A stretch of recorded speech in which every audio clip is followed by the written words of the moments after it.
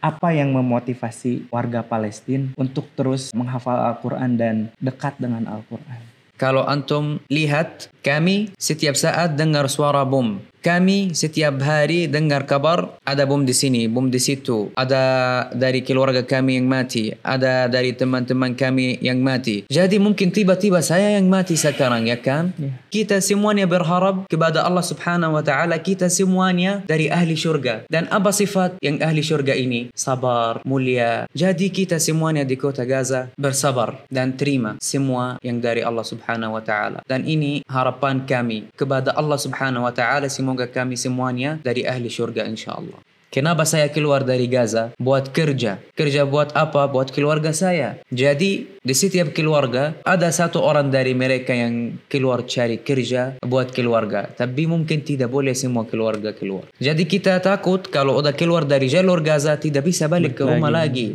Walaupun rumah kita hancur, tidak apa-apa bisa bangun lagi. Tidak apa-apa saya mau bikin tenda di atas yang hancur dari rumah saya dan tinggal di dalamnya. Ini negara kami.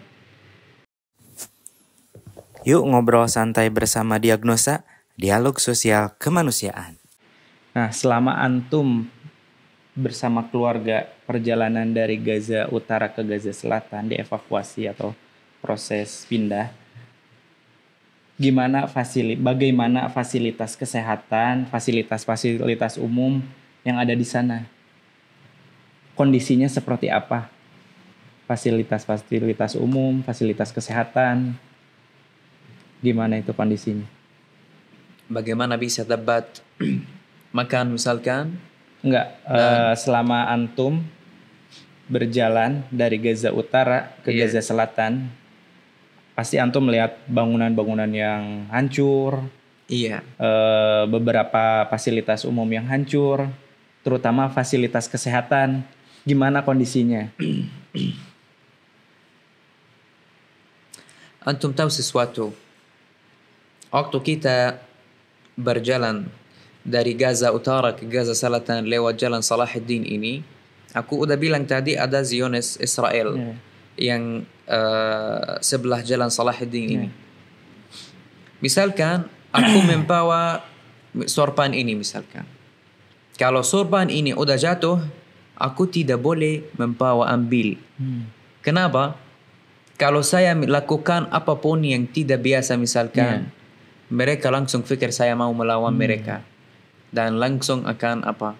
Tembak. Jadi merasa terancam mungkin mereka. Walaupun benar Abi dari bagi sangat lapar dan Abi mau buka bag, tas. Mau buka tas cari kalau ada makan, tapi kami takut mereka fikir kita mau ambil senjata atau yang lain. Jadi kita diam saja, langsung jalan kaki dari Gaza Utara ke Gaza Selatan. Waktu kita sampai ke Gaza Selatan, benar ini keistimewaan rakyat Palestina. Kita udah masuk ke sekolah. Setelah kita mencari kita harus duduk di mana, kita udah masuk ke sekolah di Gaza Selatan di kota namanya Khan Yunis. Langsung waktu mereka udah tahu kami dari Gaza Utara datang baru ke sini, kasih makan, air. Alhamdulillah. Langsung kami tahu antum sangat lapar, sangat sangat capek, butuh istirahat sekarang, jadi silahkan. Walaupun mungkin mereka tidak punya banyak makan, tapi ini keistimewaan rakyat Palestina. Mungkin antum tahu karena udah pernah ke kota Gaza. Terus tadi gimana kondisi rumah sakit di sana? Rumah sakit, ya Allah. Rumah sakit, aku pernah masuk rumah sakit, tapi bukan karena saya yang terluka sakit, misalkan atau yang sakit ya. Itu rumah saudara Abi udah dibom waktu keluarga saudara Abi di dalam rumah. Jadi banyak yang dari mereka yang terluka.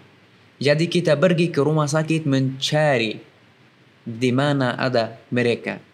Dan kita masih dicari di dalam beberapa rumah sakit yang ada di dalam jalur Gaza. Bagaimana bisa bilang?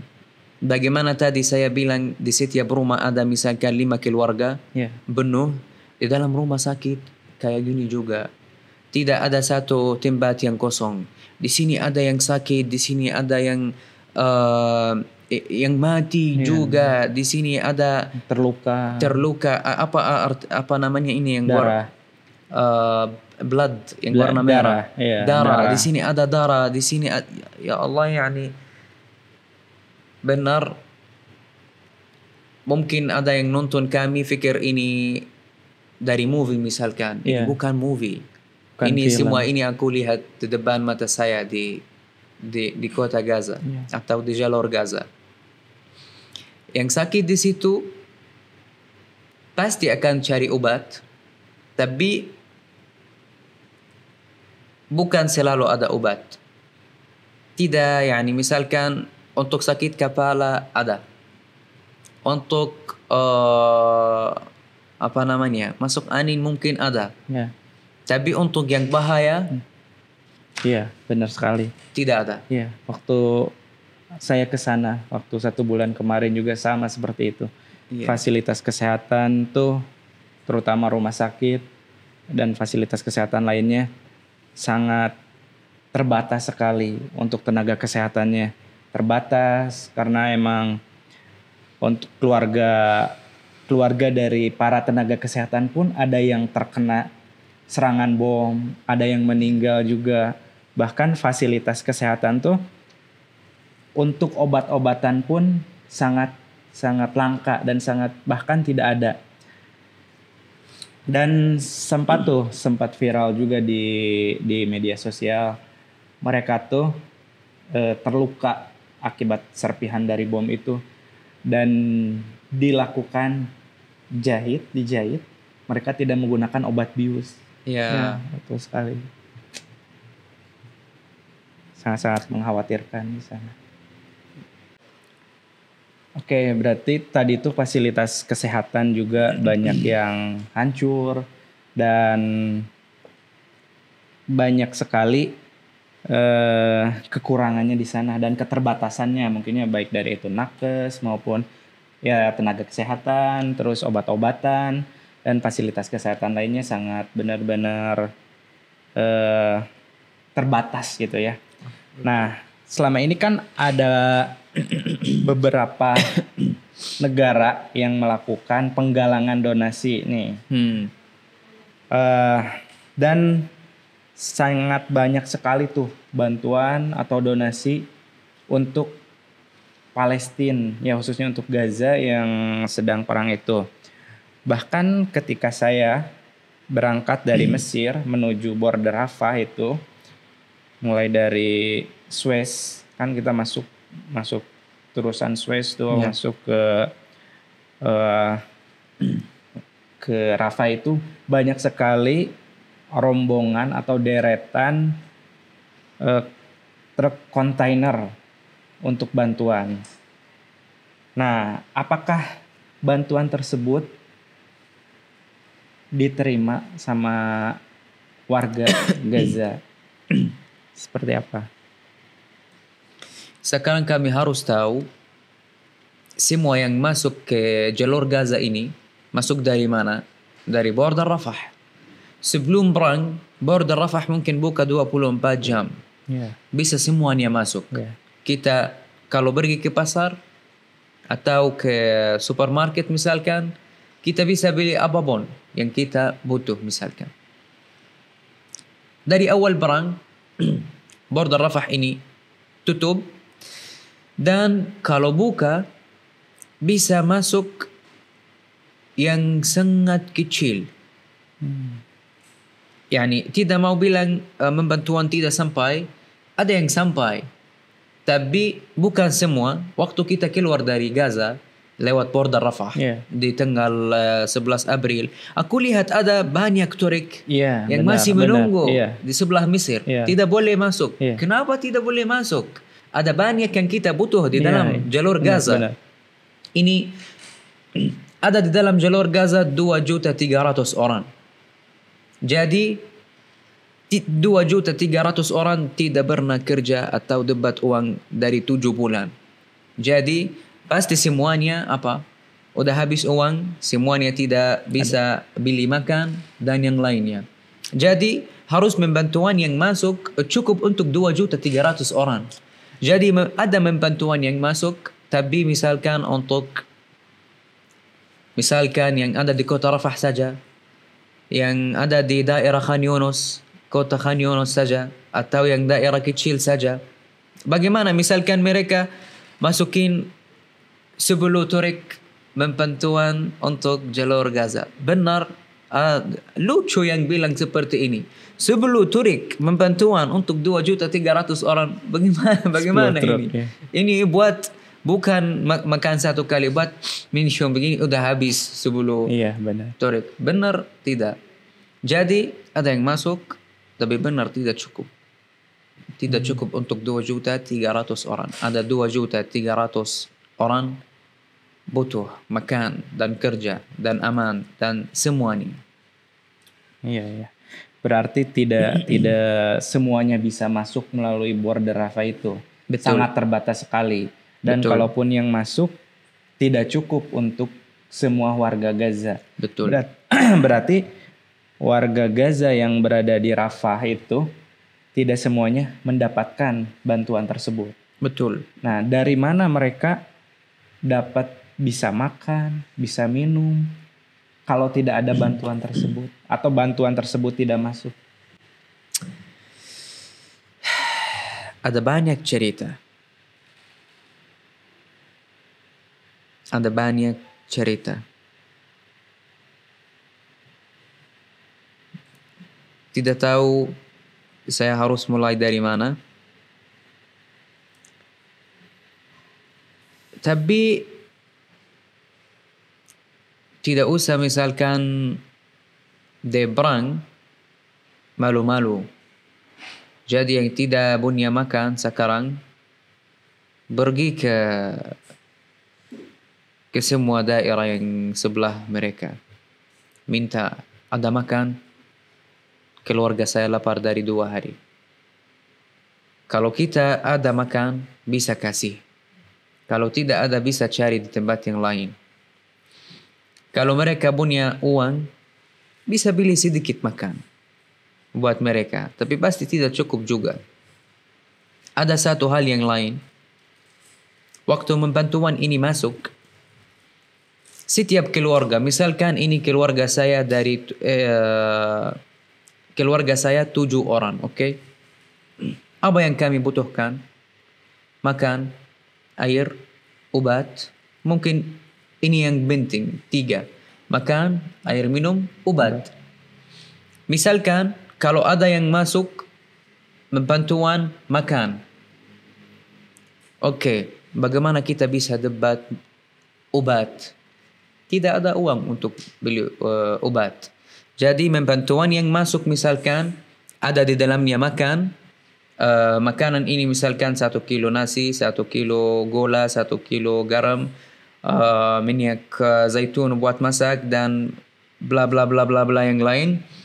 Bisa kita jual sedikit dari makanan ini buat kita bisa dapat uang, bisa setelah itu beli obat. Semua yang ada di jalur Gaza sekarang lakukan seperti ini. Okay. Tidak ada solusi yang lain. Dan juga satu hal yang lain, misalkan keluarga saya 7 orang. Sekarang siapa yang keluar dari Gaza? Saya. Keluarga saya semua masih titip di mana?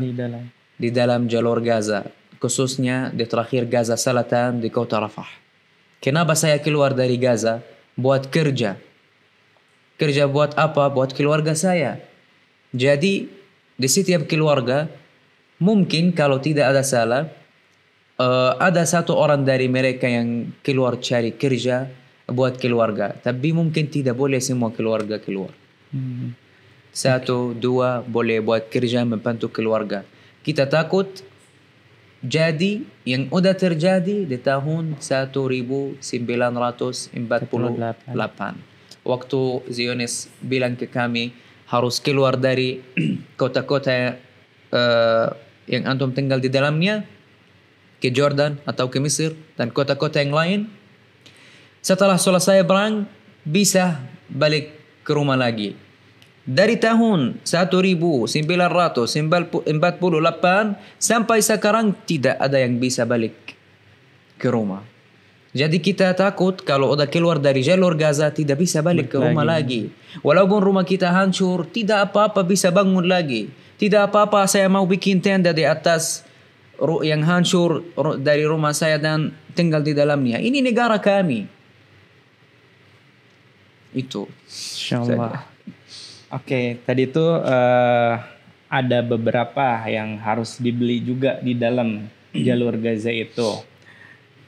Dari mana bisa ada pasar di dalam atau kita bisa beli barang-barang kebutuhan di jalur Gaza sedangkan semuanya diblokade. Nah, dari mana kita bisa beli barang-barang yang kita butuhkan seperti tadi contohnya obat gitu. Apakah ya dari mana itu beli obatnya? Sedangkan semuanya udah hancur gitu. Betul. Ini misalkan antum tadi bilang pasar. Ya. Tidak usah pergi ke pasar. Lewat jalan saja. Ya, bisa betul. lihat misalkan yang gunakan meja ini. Ya. Ada di atasnya sedikit makan, sedikit obat, Ya. sedikit yang kita butuh, jual di jalan. Oh. Iya. Okay. Terus nah, selain itu, apakah semua warga Gaza tinggal di tempat pengungsian atau masih ada yang tinggal di rumah atau sebagian tinggal di mana? Sebenarnya ada dua-duanya. Ada yang masih tinggal di rumah. Walaupun rumah ini hancur, masih tinggal. Mungkin di dalamnya, di atasnya bikin tenda.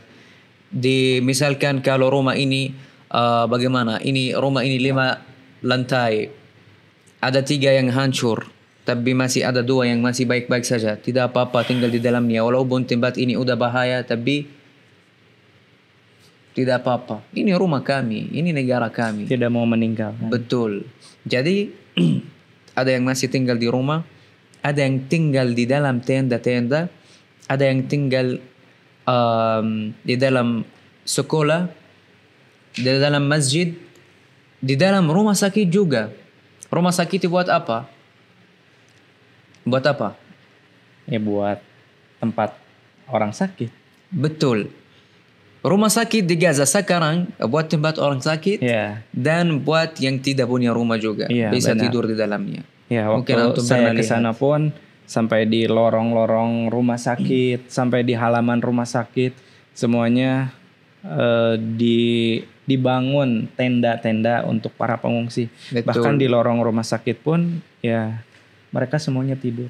Betul. Ya. Jadi kondisi jalur Gaza saat ini setelah perang bagaimana kondisinya? Ini kita tidak bisa bilang Gaza sekarang setelah perang. Gaza sekarang sedang perang. Masih perang. Iya. Bagaimana Gaza sedang perang? Tidak ada listrik 24 jam. Tidak bisa dapat air 24 jam. Susah cari makan. Susah cari tempat yang aman. Aku tadi bilang kita udah pindah tempat tinggal kami 6 kali. 6 kali kita pindah. Udah keluar dari daerah kita tinggal di dalamnya. Pergi ke rumah keluarga besar kami. Dan pindah tinggal di sekolah. Tinggal di tenda. Ada satu malam juga tinggal di jalan. Tidur di jalan. Iya, udah pernah tidur di jalan. Bukan karena tidak ada uang, misalkan tidak bisa sewa. Tidak ada satu tempat kosong. Karena itu kita tidak bisa lakukan apapun. Jadi kalau kita mau lihat sebelum perang dan sedang perang. Sebelum perang ada listrik, tapi 4 jam per hari. 4 jam per hari Sebelum perang. sebelum perang. Dari 4 jam sampai 6 jam. Dan ada beberapa hari misalkan tidak ada listrik sama sekali. Kalau di perang, sedang perang, tidak ada listrik sama sekali. Iya, betul. Kecuali yang punya itu Panel surya. yang bisa debat dari matahari. Iya, panel surya. Iya. Itu. Dan air juga seperti ini. Debat makan, kalau tidak ada bantuan yang masuk itu musibat. Bagaimana kita bisa debat makan? Ya, tapi terakhirnya kita selalu bilang bagaimanapun alhamdulillah. Alhamdulillah. Bagaimanapun ya selalu bersyukur. Ini yang penting. Aku benar selalu dengar Ummi berdoa kepada Allah Subhanahu wa taala. Ya Allah, bagaimanapun alhamdulillah. Yang penting Allah Subhanahu wa taala terima kita. Yani kita terima semua yang dari Allah Subhanahu wa taala. Kita tidak tahu apa yang baik buat kami. Kita terima semuanya, tapi yang penting Allah Subhanahu wa taala terima kita. Jadi bagaimanapun alhamdulillah. Insyaallah. Oke, nah kan seperti yang kita ketahui bahwa di Palestina itu Masya Allah ya, yang kemarin saya lihat juga, walaupun dalam keadaan kondisi perang, mereka masih terus membaca Al-Quran, menghafal Al-Quran, bahkan sampai anak kecil pun yang saya lihat tuh terus membawa Al-Quran dan terus menghafalkan Al-Quran. Nah, apa yang memotivasi warga Palestina untuk terus menghafal Al-Quran dan dekat dengan Al-Quran?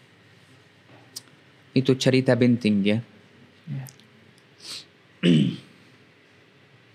Sekarang apa merasa antum kalau antum lihat kami udah dekat sekali dengan yang mati misalkan. Kami setiap saat dengar suara bom. Kami setiap hari dengar kabar ada bom di sini, bom di situ. Ada dari keluarga kami yang mati, ada dari teman-teman kami yang mati. Jadi mungkin tiba-tiba saya yang mati sekarang, ya kan? Yeah. Aku dari bulan November sampai sekarang, aku selalu berpikir tentang banyak hal, tapi ada satu yang saya berpikir tentang surga. Kenapa itu? Ada satu dari teman-teman saya namanya Muhammad Abdu. Muhammad Abdu ini benar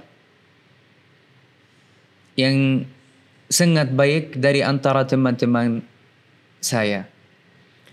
Muhammad Abdu ini teman saya dari waktu saya berusia 7 tahun sampai sekarang. Setiap tahun kita satu kampus, satu sekolah, sampai university. Muhammad di satu university dan saya di satu university yang lain. Tapi masih bisa ketemu, masih bisa kita jalan-jalan bersama. Muhammad Abdu ini, kalau kita ketemu karena kita teman dekat, kita sedikit bercanda misalkan. Muhammad nanya kepada saya, Usama, kamu kapan mau nikah? Aku bilang, tidak mau nikah sebelum kamu dulu. Dia bilang, ayo kita bikin satu acara nikah kita berdua. Kita selalu bercanda seperti ini. Sebelum perang, kita masih di bulan September dan bulan Oktober masih ketemu jalan-jalan. Aku nanya, atau afwan, Muhammad nanya kepada saya, Usama, kamu kapan mau menikah? Aku bilang, aku udah sering bilang ke kamu, aku tidak mau nikah sebelum kamu dulu. Dia bilang, aku udah capek, udah saya mau nikah di surga saja. Masya Allah. Aku bilang, kamu yakin kan masuk surga? Kamu orang bla bla bla, kita bercanda. Ya gitu. Terakhirnya di bulan November, waktu kita keluar dari Gaza Utara ke Gaza Selatan, kami dapat kabar teman saya udah mati, syahid. tidak tahu bagaimana bisa sampaikan aku merasa apa. Tapi dari saat itu sampai sekarang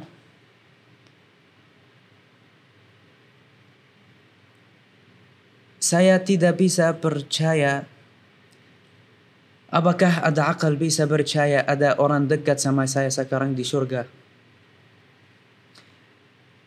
Walaupun dia mungkin bercanda, tapi udah sekarang semoga Allah kabul Muhammad di surga. Semoga insyaAllah Muhammad di surga. Amin. Semoga Allah terima Muhammad di surga. Dan semoga kita nanti ketemu sama Muhammad dan Rasulullah Muhammad sallallahu alaihi wasallam di surga. Semoga Amin, sudah insyaAllah. menikah insyaallah Amin. di Insyaallah. surga. Allahumma amin. Jadi Amin. semua yang tinggal di dalam jalur Gaza punya teman yang mati atau yang terluka dari keluarga yang mati. Jadi kita semuanya selalu berfikir tentang yang mati, yang udah ini masuk surga atau tidak. Ya Allah, apakah Allah subhanahu wa ta'ala udah terima orang ini di surga atau tidak? Karena itu kita dekat sama Al-Quran Al-Karim, sama guru-guru kami yang mengajarin kita ilmu agama dan bagaimana kita bisa membaca Al-Quran Al-Karim. Karena itu semua anak-anak di Gaza bisa bersemangat. Iya, betul. Yani walaupun yani misalkan kalau ada satu yang tidak mati syahid di perang, mati yani seperti orang yang mati biasa, tapi karena mungkin dia punya teman atau dari keluarga dia yang mati syahid, syahid ini bisa syafaat kepada kami. Jadi kita semuanya berharap kepada Allah subhanahu wa ta'ala, kita semuanya dari ahli syurga. Dan apa sifat yang ahli syurga ini? Sabar, mulia. Jadi kita semuanya di kota Gaza bersabar dan terima semua yang dari Allah subhanahu wa ta'ala.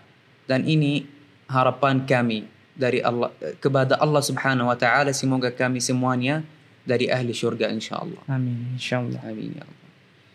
Masya Allah, luar biasa ya. Benar-benar apa ya? Susah banget untuk ditiru.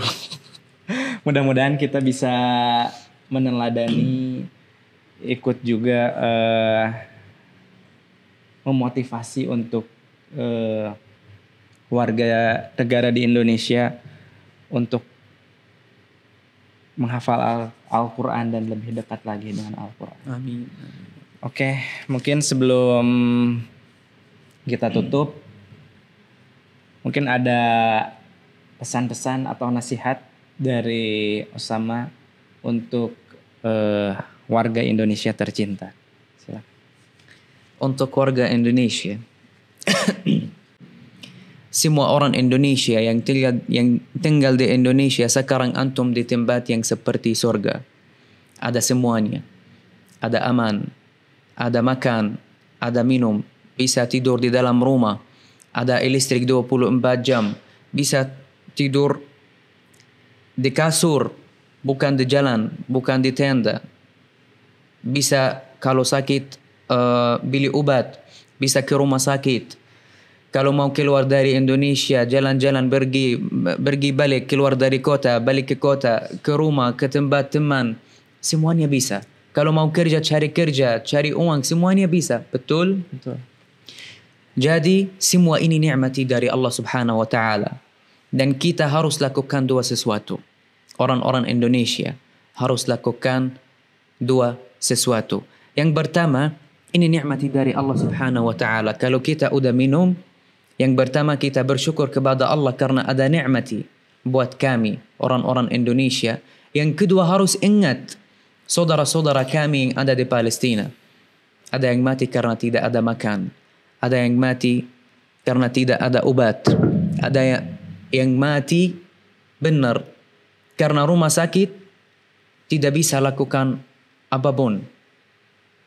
Jadi yang pertama kita harus bersyukur kepada Allah subhanahu wa ta'ala.